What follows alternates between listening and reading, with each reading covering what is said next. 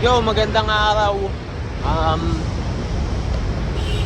Hindi, magandang araw nga kasi maganda yung araw, hindi masyado mainit.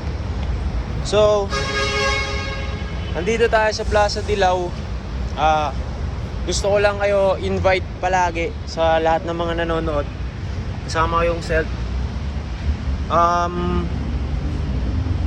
Wait lang, nalalaglag eh. So yun, dala-dala ko yung self.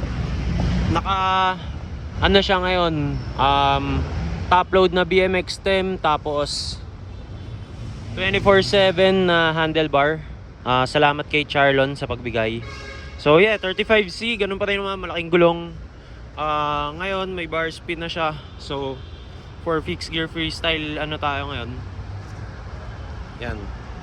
So yun, kita-kits tayo palagi pag Sabado. Natutuwa ako pag maraming napunta kasi yun, nakakapagbahagi ako ng kaalaman sa mga tricks tsaka sa mga technique. Kaya punta kayo pag Sabado, CCP, hapon yun.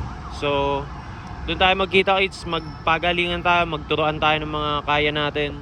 Kaya yun, ingat palagi. Siguro ngayong February, ano tayo, long ride tsaka explore, urbex ulit. Kita-kits. Ganda ng araw, dami ka na practice ngayon. Yeah. Hi ha. O tayo.